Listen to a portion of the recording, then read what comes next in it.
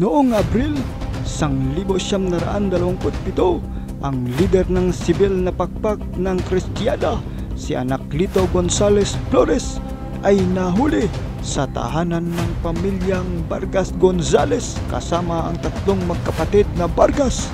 Dinala siya sa Port Colorado kung saan ang kanyang pagpapahirap ay kinabibilangan ng pagbitin sa kanyang mga hinlalaki hanggang sa madislocate ang kanyang mga daliri at paghiwa sa ilalim ng kanyang mga paa. Tumanggi siya gayon paman na magbigay ng anumang impormasyon sa kanyang mga bihag. Si Anaklito Gonzales Flores ay nahatulan ng kamatayan at binaril kasama ang mga kapatid na Vargas Gonzales at Luis Padilla Gomez sa parehong araw na iyon para patunayan na hindi pa napapatay ang rebelyon at upang maghiganti sa kanyang kamatayan.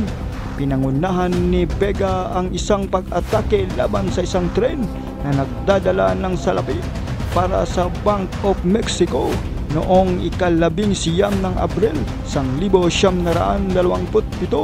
Ang pagsalakay ay naging matagumpay ngunit napatay ang kapatid ni Vega sa labanan. Ang patakarang rekonsentrasyon ay isang patakaran ng sapilitang paglilipat ng mga tao ng gobyerno noong panahon ng Cristero ng mga nayon na winasak sa maraming laban. Sa halip na supilin ang pag-aalsa, binigyan nito ng bagong buhay dahil libo-libong kalalakihan ang nagsimulang tumulong at sumama sa mga rebelde sa kanilang galit sa pagtrato ng gobyerno. Nang dumating ang mga ulan, pinayagan ang mga magsasaka na bumalik sa pag-aani at nagkaroon na ng mas maraming suporta para sa mga Kristero kaysa dati.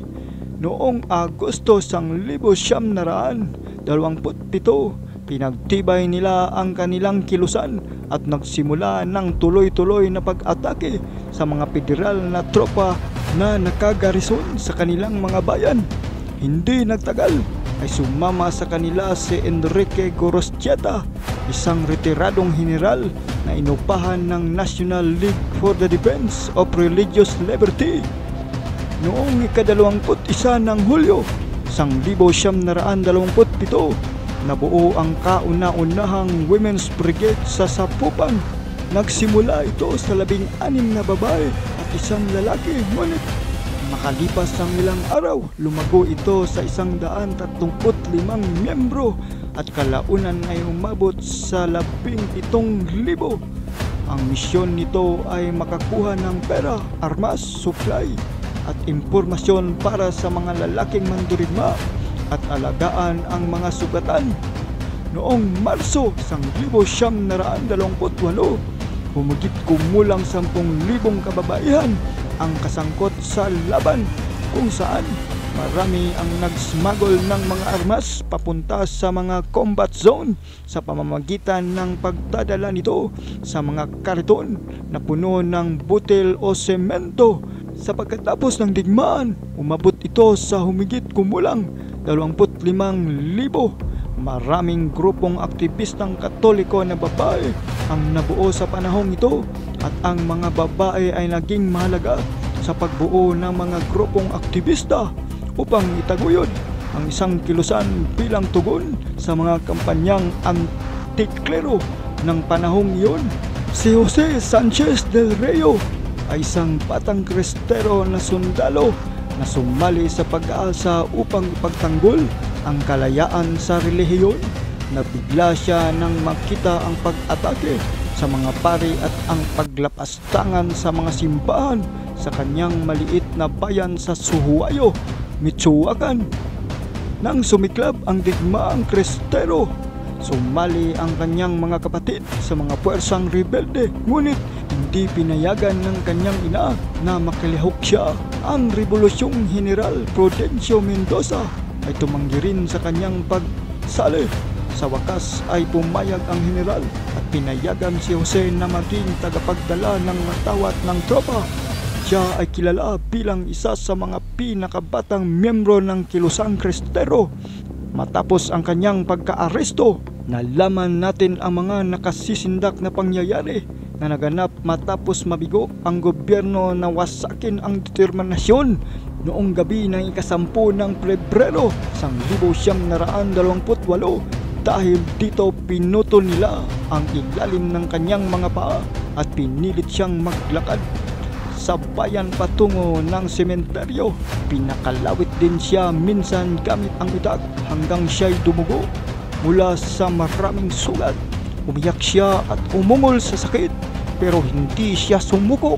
Minsan pinigilan siya at sinabi, kung isigaw mo ang kamatayan kay Kristo ang hari, paliligtasin ka namin. Si Jose ay sumigaw lamang, hindi ako susuko. Viva Cristo Rey! Nang makarating sila sa lugar ng pagpitay, winasak siya ng maraming beses gamit ang mga bayoneta. Sumigaw lamang siya ng mas malakas, Viva Cristo Rey! Ang komandante ay labis na nagalit kaya't inilabas niya ang kanyang pistola at binaril si banal na Jose Sanchez del Rio Saulo sa malapit na ugnayan sa simbahan at ng mga klerigo. Ang pamilyang De la Torre ay naging mahalaga sa pagdadala ng kilusang Kristero sa Hilagang Mexico. Ang pamilya na orihinal na mula sa Zacatecas at Guanajuato ay lumipat sa Aguascalientes at pagkatapos noong 1922 sa San Luis Potosi, lumipat ito muli sa Tampico dahil sa mga dahilan sa ekonomiya at sa wakas sa Nogales upang makaiwas sa pag-uusig mula sa mga otoridad dahil sa kanilang pakikilahok sa simbahan at sa mga rebelde. Ang mga Kristero ay nananatiling may kalamangan sa buong 1928 at noong 1929. Hinarap ng gobyerno ang isang bagong krisis, isang pag-aaklas sa loob ng hanay ng hukbo na pinangunahan ni Arnolfo R. Gomez sa Veracruz. Sinubukan ng mga Kristero na samantalahin ang isang nabigong pag-atake sa Guadalajara sa katapusan ng Marso 1929. Nakuha ng mga rebelde ang Tipatitlan noong 19 ng Abril, ngunit napatay si Vega. Ang rebelyon ay sinalubong ng pantay na lakas at ang mga Kristero ay hindi nagtagal na humarap sa mga hidwaan sa loob ng kanilang sariling hanay.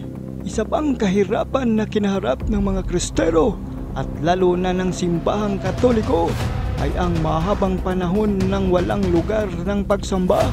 Hinarap ng mga klerigo ang takot na mapalayas ang mga debotong masa sa pamamagitan ng pakikilahok sa digmaan ng matagal. Wala rin silang labis na simpatiya o suporta mula sa maraming aspeto ng lipunang Mexicano kahit na sa maraming Katoliko. Noong ika-21 ng Hunyo 1929, nagawa ni Dwight Morrow, isang American ambassador, na pagkaisahin ang mga partido. Ang kanyang opisina ay nag-draft ng isang kasunduan na tinawag na Arreglos na pinahihintulutan muling magsasagawa ng pagsamba sa Mexico at nagbigay ng 3 konsesyon sa mga Katoliko. Tanging mga pare ang itinalaga ng mga nakakataas na superior ang kinakailangan na magparehistro.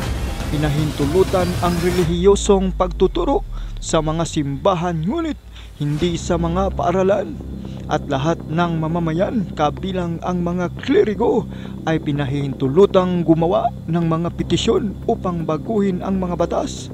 Gayunpaman, ang pinakamahalagang bahagi ng kasunduan ay ang simbahan ay makabawi ng karapatan na gamitin ang ari-arian nito at ang mga pare ay makakabawi ng kanilang mga karapatan na manirahan sa mga ari-arian sa legal na aspeto.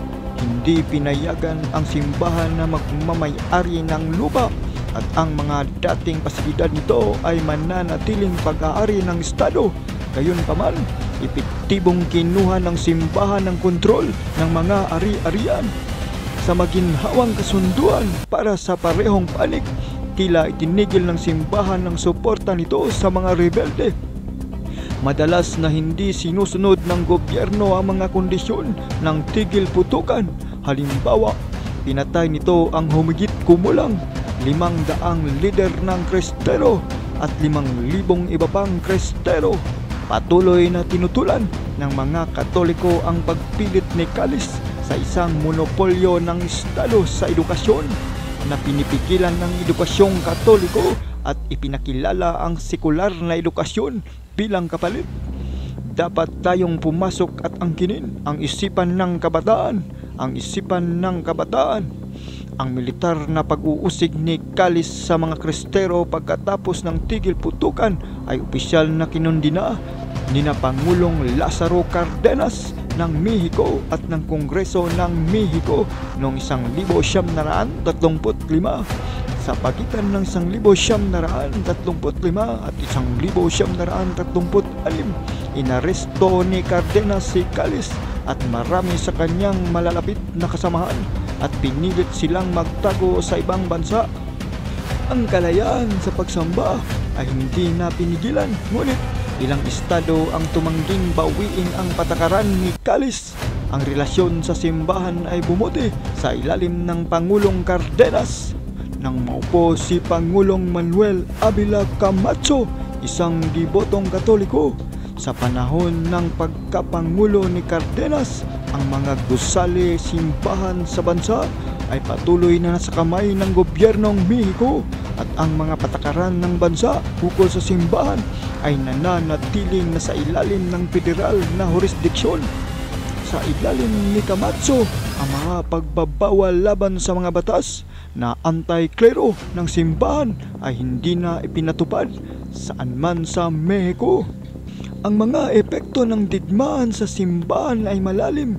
Hindi bababa sa 40 pari ang napatay. Mayroong 4,500 paring naglilingkod sa mga tao bago ang rebelyon. Ngunit noong 1934, 334 na lamang ang may lisensya mula sa gobyerno upang maglingkod sa 15 milyong Katoliko.